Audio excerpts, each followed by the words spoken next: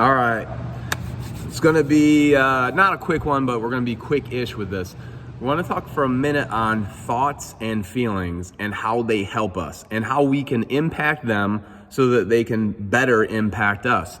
You know, you have choices until you fail to schedule those choices into habits, and then those choices, they have you. But if you make the choice consciously, deliberately, and consistently, which sounds a lot like habits, then you take control of the game. It is your game, after all, to win or lose. So whether you like it or not, and the things that are not going well in my life, it is on me for those things to show up differently. And if I don't schedule it, it's not going to happen. It just doesn't happen. So remember, they're your choices, but when you fail to be deliberate, consistent, and intentional about them, they have you.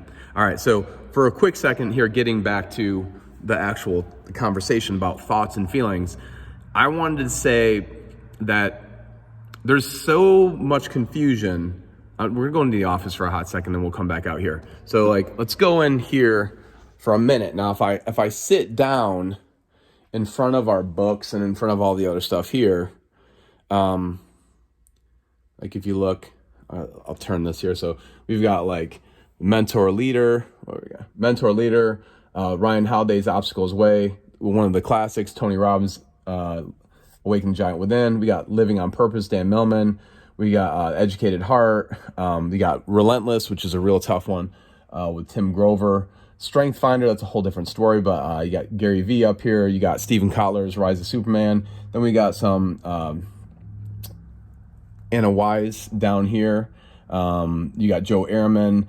Let's see here, flipping it over so I can see over here.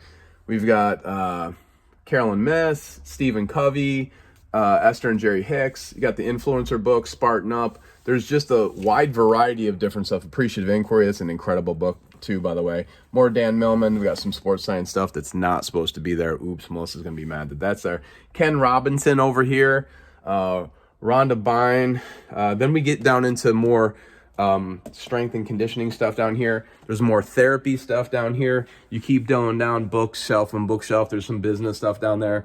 More education stuff down on the bottom, anatomy. You come over here, we've got different business books up here, plus non-traditional books over there. Go down a little bit lower. We've got some of our Tim Ferriss collection, different marketing things. We got No Limits up there. Never Be Sick Again. Some Dave Asprey stuff. Go down a little bit lower. You got a bunch of Ayurvedic stuff, trigger point things. Anyways, the point is, what kind of thoughts do you think I have come into my head all day long? Okay? They're thoughts about human performance. Okay? The brain is a creative thing. It loves to be creative. It loves that imagination, that imagineering that Walt Disney talks about. And our feelings that we have are feelings that we want, or that we have to help us feel inspired to do the things that we want. So there's a lot of people out there that will complain, and I find myself complaining from time to time. I find myself comparing from time to time, and it's usually to give me a perspective, or to give me leverage on a situation to try to then have impact on that situation. So if it's comparing, it's me figuring out okay, how could I be better doing what I'm doing?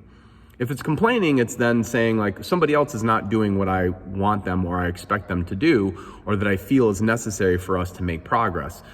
And a lot of times, if you don't know what to do, we'll complain because we're not sure yet how we can help impact that situation. There are some people that just complain all the time because they'll say, I don't know what to do. I don't know what to do. I don't know what to do. There's sometimes when there's not much you can do in the moment other than ride out that contract, so to speak, and then start a new contract. So for instance, if you're in the middle of a sports season at some point, we have kids come in all the time, they're like, I don't like this anymore. I'm like, well, you started it, so you need to finish it. You don't need to finish it for the rest of your life. If you started off and you played bocce ball and you're on the high school bocce ball team, which I don't think is a real thing. But if you're on the high school bocce ball team, you don't have to play bocce ball for all 4 years of high school because you started it as a freshman. At the end of the year, you decide what you're going to do, but you should finish that contract, like Carolyn Myss says up there, sacred contracts. And we all have contracts with ourselves as well. So if we're complaining about something, it means that something's not going well within the time frame of an expectation that we have.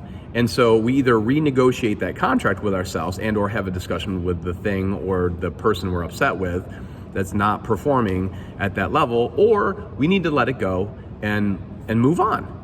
Or we need to come up with some better ideas and strategies as to how we're going to impact that. Now, that's back to feelings and thoughts. And that's the conversation here is, if you want to have better thoughts going on in your life, you need to watch different TV shows and movies. You need to maybe watch some TED Talks, pay attention to different documentaries. You need to have different conversations. You need to read different books. You need to study different things. You need to practice different things. You need to do things differently, and you will find, and you need to eat more nutritiously so that things can be supported, and you will find that you have better thoughts. That's the way it happens. Like, the environment that you are in and that you immerse yourself in is where this stuff comes from. It doesn't just come from, like, you don't have to attach yourself to a thought. But if you would like to attach yourself to some better thoughts, that is how you create it. And as far as the feelings go, the feelings really come down to, when you have a feeling, the feeling doesn't have you unless you sit with it.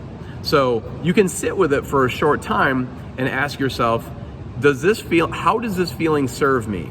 Now, if it's a bad feeling, that serves you to get you to take action to improve the situation or to get to a better situation, to work through that. So I'll give you an example.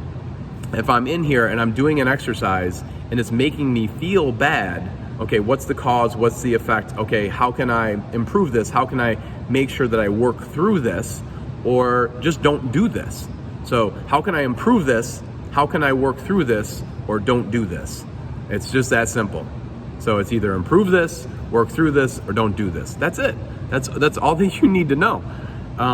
Most of the time, if it's a bad feeling, if it's from just a situation or somebody saying something, if it's not from some physical impact on you, then it's probably your recognition, either consciously or subconsciously, of something that you lack or that you desire that you currently do not have, that you don't possess, or that this experience or that this relationship doesn't have. And so you get agitated about it. And sometimes that comes from more of a feeling of helplessness than anything else, because if you knew you could do something about it and you knew what it was to do, then wouldn't you do it? Because don't you want things to improve? Of course you do. A lot of times we just need to have the conversation with the other person or with ourselves, saying, here's what my expectations are, here's what's going on, here's what I tell myself is going on, and here's what I think that I feel about this, or this other person or persons must feel about this, because this is what's happening. And a lot of times we're wrong, we're off, we're misjudging somebody else, or the other person doesn't mean to do what they're doing, they're just communicating poorly, or they're executing poorly. And once there's, without the ego, once you can sit down for the most part and say, this is what's going on, you'll find out you can improve, they're willing to improve, they want it to be better, you want it to be better. Whether or not it's a priority to them, that's a different story. Because it's a priority for you, and that's why you're feeling that way. Or maybe you're feeling that way because you know it's not a priority to you, and so you feel guilty about that. So anyways, that's thoughts and feelings. I know that's kind of a little bit of a loop, but the bottom line is, choose your situations better, choose the things you're going to immerse yourself in better. Understand that feelings are just about really priorities and actions. And if you need to get better information on something to take better action on it so you can execute at a higher level, then you need to do so. Because again, let's go back to the room. What books do I surround myself with? What teachings, what experiences, what conversations, what relationships do I surround myself with? And if nothing else, how can I be more grateful as I drink from the cup of Cam here? How can I bring more happiness and joy into my life and into the lives of other people around me? So I'm not perfect. I don't practice everything perfectly. I have different priorities in my life. There's some things that I really need to move up the ladder differently so that things can improve moving forward. And I'm working on that. And if I don't work on that, it is 100% up to me. It's nobody else's fault but mine. It's my ownership. Or if you don't want to look at it from the fault standpoint, then I can give praise to myself as I improve.